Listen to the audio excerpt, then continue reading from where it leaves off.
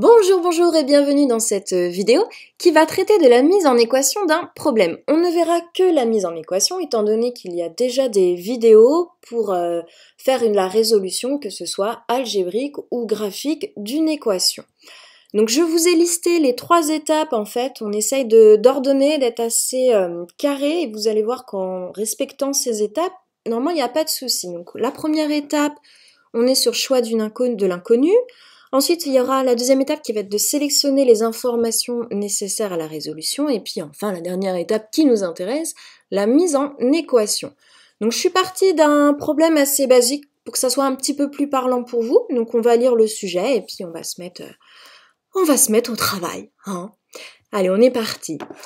Donc, le sujet. Vous êtes salarié d'un restaurant et vous vous occupez des réservations et de la mise en place des tables. Une entreprise décide de réserver une tablée pour un dîner d'affaires. Après discussion, il est convenu le tarif suivant. Nous avons des menus au prix de 18 € auxquels s'ajoutent 20 € pour frais de réservation de la table. L'addition sera alors de 470 €. Le jour J, vous préparez la table, mais vous ne vous souvenez plus du nombre de personnes présentes à ce dîner. Problématique, combien de couverts devez-vous mettre sur la table ? Donc on passe déjà, première étape, choix de l'inconnu. Généralement l'inconnu est donné ou sous-entendu dans la problématique ou dans la question voilà, de votre sujet. Moi je veux savoir combien de couverts je dois mettre sur la table, finalement je cherche à savoir combien je vais avoir de clients. Alors une inconnue, on la symbolise par une lettre, généralement on utilise la lettre X. Donc je vais indiquer...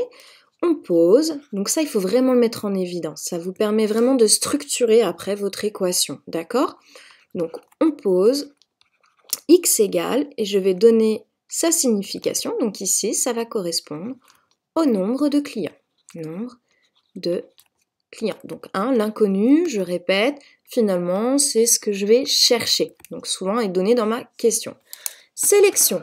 Donc comme vous pouvez le voir, ici on a un sujet, voilà, j'ai beaucoup d'informations et tout n'est pas forcément utile pour pouvoir répondre à ma problématique. Donc je vais devoir faire le tri sur mes informations. Là, ce qui va m'intéresser déjà pour trier mes informations, c'est de visualiser les données numériques. Donc j'ai 18 €, je vais avoir 20 € et 470 €. Mais je ne vais pas m'arrêter là. Si je ne mets en évidence que ces valeurs numériques, ça ne va pas m'aider. Il va falloir que je les associe aux termes que je vais avoir, voilà, quelle est la signification. Par exemple, je reviens, 18 €, je constate que c'est le prix d'un menu. Donc voilà, je vais l'associer. Le 20 €, on va l'associer à s'ajoute et ça correspond aux frais de réservation. Et le 470 €, je constate que ça correspond à l'addition. Donc ça, c'est très important. Lorsque vous faites votre sélection, surtout, vous ne prenez pas que les valeurs numériques. Je dois savoir à quoi se rapportent ces valeurs. On passe donc maintenant à la 3e étape, qui est donc la mise en équation. Alors, déjà, petit rappel, qu'est-ce que c'est qu'une équation ? Une équation, c'est une égalité avec une ou plusieurs inconnus. Ok ? Donc si j'ai une égalité, je sais déjà que je peux mettre le symbole égal. Maintenant, je vais essayer de regarder mes informations et de voir si déjà, voilà, j'ai pas des choses qui se mettent en place. Qu'est-ce que je constate ? Finalement, j'ai 2 phrases et je vois déjà que ma dernière phrase, l'addition sera alors de 470 €. Ça veut dire qu'en tout, je vais payer 470 €. Donc je sais que là, j'aurai 470 €. Ça, c'est mon total, d'accord ? C'est important quand je mets en place une équation de visualiser où est mon total. Comme ça, ça me permet vraiment de mettre en place ma première partie de mon équation. Et à quoi correspond mon addition finalement ? Qu'est-ce que je paye dans mon addition ? Maintenant, je vais réfléchir. Et bien, dans mon addition, on va avoir les menus, hein, parce que on mange, ce n'est pas gratuit, hein. Donc, je vais avoir mes menus, donc je vais l'indiquer. Ça va être mes menus. Mais j'ai pas que les menus. Je constate aussi que je vais payer des frais de réservation. Et je vais avoir le terme qui va être très intéressant, qui est s'ajoute. Quand je passe en langage mathématique, ajouter, ça correspond à l'opération, l'addition, d'accord ? Au plus. Donc je vais pouvoir mettre que mon addition finalement c'est le menu plus mes frais de réservation. Je vais juste écrire frais parce que j'ai pas trop la place, d'accord, mais on est sur les frais de réservation.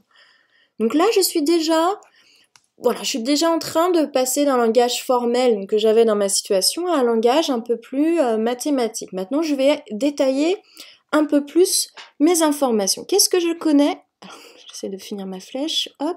Qu'est-ce que j'ai comme indication sur mes menus? Eh bien, je sais qu'un menu, je l'ai mis en évidence, coûte 18 €. Mais je ne sais pas combien je paye de menus, d'accord? Si j'avais eu 2 personnes, ça aurait fait 18 € multiplié par 2. Si j'avais eu 4 clients, j'aurais pu écrire 18 € multiplié par 4. Mais je constate que je ne connais pas mon nombre de clients, puisqu'en fait mon nombre de clients, c'est mon inconnu, ça correspond à X. Donc finalement, pour le prix des menus, je vais avoir 18 €, le prix d'un menu, multiplié, alors je ne vais pas écrire le multiplié, multiplié par X, c'est-à-dire par le nombre de clients que je vais avoir. Donc, hop, mes frais. Eh bien les frais, j'ai l'information numérique, on me dit qu'ils sont de 20 €. Donc je vais pouvoir écrire plus 20, et c'est donc égal à 470, donc là je vais enlever l'unité. 470, je n'écris plus les euros. Et là, j'ai mis en place mon équation. Alors, ce qu'il faut faire très attention lorsque l'on met en place une équation, c'est vérifier... Ah, pardon, je reprends. Il faut faire très attention quand on met en place une équation. Il faut vérifier, si j'y arrive, que les membres de chaque côté de mon égalité soient homogènes. Je m'explique. Ici, j'ai un montant qui est en euros, d'accord, puisque j'ai pris des menus plus mes frais qui sont en euros. Et ici, je suis bien aussi en euros.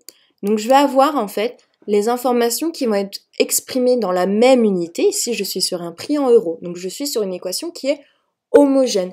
Je n'aurais pas pu mettre un côté où j'exprimais que le nombre de clients, par exemple, le nombre de personnes, et de l'autre côté, un prix. À ce moment-là, j'ai pas des unités qui sont homogènes, et donc ça n'aurait pas pu fonctionner mon équation.